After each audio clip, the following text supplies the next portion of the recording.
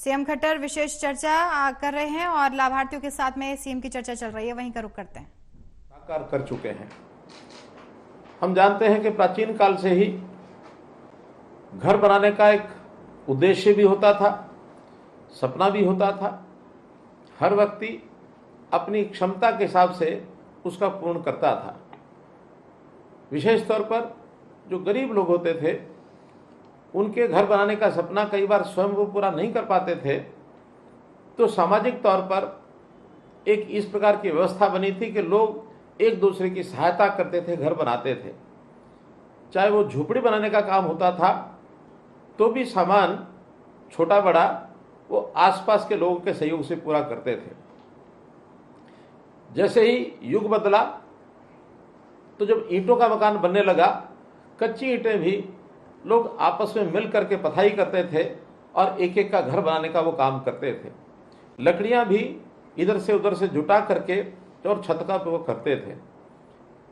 जैसा हम जानते हैं, महाराजा अग्रसेन के समय ऐसा कहा जाता था कि अगर समाज के लोग जब भी किसी को मकान बनाना होता था तो उसको एक ईंट, 1 रुपया इसका योगदान करते थे तो उसका मकान बनता था।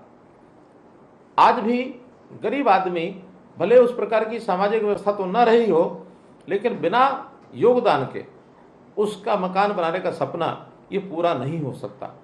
इस विषय को लेकर के सरकार आगे आई और मुझे याद है प्रधानमंत्री नरेंद्र मोदी जी ने 2015 में प्रधानमंत्री आवास योजना शहरी, प्रधानमंत्री आवास योजना ग्रामीण, ये 2 योजनाएं शुरू की और उसके अंतर्गत लोगों का जो सपना होता था उसका पूरा करने के लिए और एक न केवल ये सपना बल्कि संकल्प लेकर के हम आगे बढ़े हैं ताकि ऐसे परिवार जिनके सिर पर घर छत नहीं है उसको एक छत दी जाए। और उस योजना के अंतर्गत जैसा हम जानते हैं कि जो शहरी मकान है उसमें 2.5 लाख रुपए की सहायता ये दी जाती है। जिसका अपना प्लॉट होता है उसको ये सहायता मिलती है। 1.5 लाख रुपया केंद्र सरकार का होता है, 1 लाख रुपया प्रदेश सरकार उसमें देती है। 3 किस्तों में जब प्लिंथ तक उसकी जो नींव भरी जाती है उस समय 1 किस्त मिलती है और इसी प्रकार से दूसरी किस्त जब छत तक मकान पहुंच जाता है तो दूसरी किस्त मिलती है। छत डलने के बाद ये तीसरी किस्त मिलती है। हमारे शहरी मकानों का जो टारगेट 67,649 मकानों का हरियाणा का था, उसमें से 14,939 मकान ये बनाए जा चुके हैं। 15,356 मकान अभी निर्माणाधीन हैं। शेष मकानों को भी बहुत जल्दी पूरा करके और लोगों को दिया जाएगा। इस सारे पर हमने 522 करोड़ रुपया ये खर्च किया है। इसी प्रकार से ग्रामीण क्षेत्र की भी ऐसी योजना थी जिसके अंदर कुल 1,38,000 रुपये का लाभ उनको पहुंचाया जाता है। इसकी योजना में भी 29,440 मकानों के निर्माणों की जो स्वीकृति मिली थी, सभी मकान बन करके और हमने उनको लोगों को अलॉट कर दिए हैं। 3 किस्तें इसमें भी उसी प्रकार से दी जाती थी और 1,38,000 रुपया उनको ये मिलता था। और जब मकान व्यक्ति का बनता है, मैं आभास करता हूं कि जब भी हमने किसी को मकान बना करके चाबियां उसके हाथ में पकड़ाई हैं तो व्यक्ति अपने जीवन का एक संतोष वो व्यक्त करता है कि मैं अपने परिवार के लिए, अपने बच्चों के लिए एक ऐसा आश्रय स्थल बना के दिया है कि आने वाली पीढ़ी भी इसका उपयोग करेगी, तो उससे उसका एक उत्साह भी बढ़ता है। समाज में व्यक्ति, अपने मकान वाला व्यक्ति एक बहुत ही आत्मविश्वास के साथ जीता है। हमारा जो मकान होता है ये केवल ईंट, गारा अथवा सीमेंट, ईंट, लकड़ी इसी का मिश्रण नहीं होता, बल्कि जब कभी मकान बनता है और उसकी यादों में जब हम खो जाते हैं तो वास्तव में ही हमारी जो भावनाएं हैं, यादें हैं, संवेदनाएं हैं, एक मन में उत्सव जैसा माहौल बनता है कि मैंने बहुत कुछ जीवन में प्राप्त कर लिया है। तो इसलिए ये जो मकान बनाने का सपना जो व्यक्ति का पूरा होता है, व्यक्ति बहुत प्रफुल्लित होता है।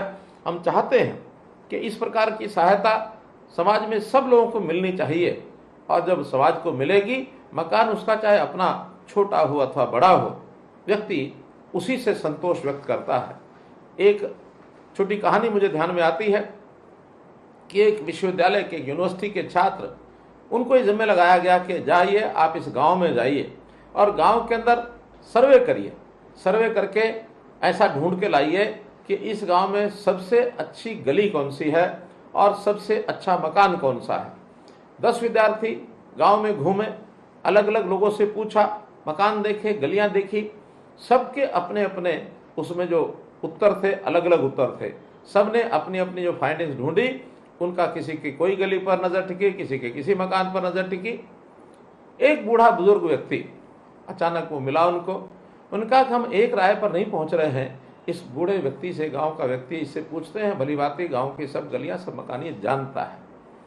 जब उससे पूछा कि अच्छा बताइए आपके गांव की सबसे बढ़िया गली कौन सी है, सबसे बढ़िया घर कौन सा है, कहने लगे आपको नहीं पता लगा? कहने नहीं, हमको पता नहीं लगा, आप बताइए। बुजुर्ग ने कहा मेरे साथ आइए।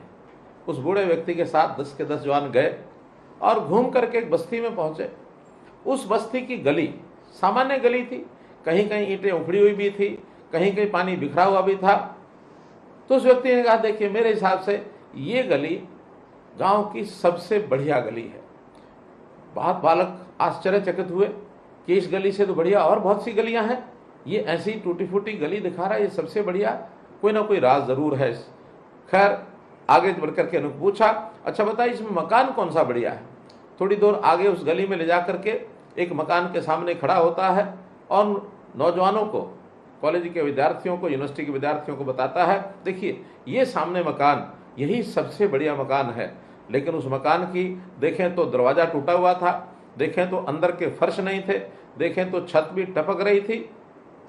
तो उस बुजुर्ग से पूछा ऐसा कैसा कह सकते हैं कि गांव की ये सबसे बढ़िया गली है और ये सबसे बढ़िया मकान है।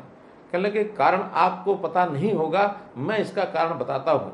मेरे लिए ये गली सबसे बढ़िया गली है गांव की और ये घर सबसे बढ़िया घर है गांव का, क्योंकि ये मेरी गली है और ये मेरा घर है।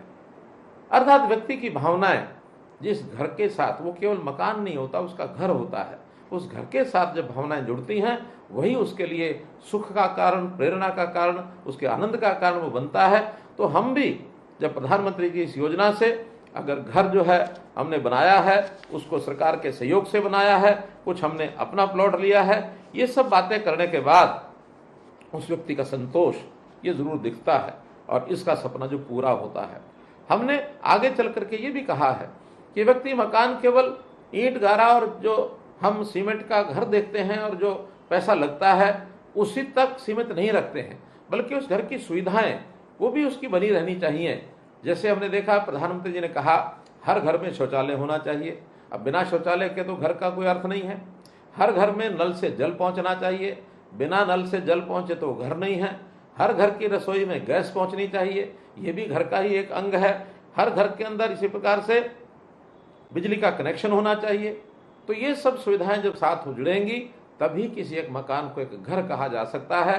तो मेरा अपना घर, इस बात को लेकर के प्रधानमंत्री जी ने जो व्यक्ति के सम्मान और स्वाभिमान को कायम रखने के लिए इतनी सब योजनाएं बनाई हैं, इससे समाज में एक बहुत बड़ी संतुष्टि है। आप भी निश्चित रूप से उस संतुष्टि में भागीदार होंगे। अब विषय होता है कि आखिर आज भी बहुत से ऐसे लोग हैं जिनके पास अभी अपना घर नहीं है। इसके लिए हमने अब योजना बनाई है कि ऐसे सब परिवारों का चयन किया जाएगा, सर्वे किया जाएगा, उनसे उनकी इच्छा पूछी जाएगी और बहुत जल्दी ऐसे गरीब परिवार जो अपना मकान नहीं बना सकते हैं इनकी जानकारी लेकर के, और हमारे विभाग खास करके हमारा हरियाणा शहरी विकास प्राधिकरण, इनकी ओर से शहरों में एक योजना बनाई जा रही है कि प्लॉट जिन लोगों को चाहिए उनको प्लॉट दिया जाएगा, फ्लैट जिन लोगों को चाहिए उनको फ्लैट दिया जाएगा। कुछ उसमें योगदान केंद्र सरकार का होगा, कुछ प्रदेश सरकार का होगा और कुछ योगदान व्यक्ति स्वयं अपना करेगा। उस व्यक्ति के पास यदि वर्तमान में राशि नहीं है तो उसको आसान किस्तों के ऊपर बैंक से ऋण लेकर के देने का प्रबंध भी हम लोग करेंगे, ताकि 15-20 साल के ऋण से भी वो अपना मकान बना सके। तो इस प्रकार से 1 लाख और परिवारों का समाधान आवास के नाते से हो, इस प्रकार की एक मुख्यमंत्री आवास योजना ये हमने विचार की है। बहुत जल्दी आपके सामने वो योजना आएगी और इसके बाद मैं समझता हूँ कि ऐसे परिवारों का जिनको घर की आवश्यकता थी उनका स्वप्न पूरा करके उनकी मदद करेंगे और आप लोग ऐसी व्यवस्था बना करके अपने परिवार को सुखी करेंगे। साथ में लगता है अपने निकट या अपना कोई मित्र, अपना रिश्तेदार उसकी भी आवश्यकता पूर्ति करने के लिए यदि उसको हम प्रेरणा दे सकें, उसको भी इन योजनाओं का लाभ उठाने के लिए हम रास्ता दिखा सकें, तो एक बहुत बड़ा काम आप भी करेंगे। इस अवसर पर मैं आपको, जो कि आपको अपना मकान मिला है, प्रधानमंत्री आवास योजना के अंतर्गत मिला है, आपको बहुत बहुत शुभकामनाएं।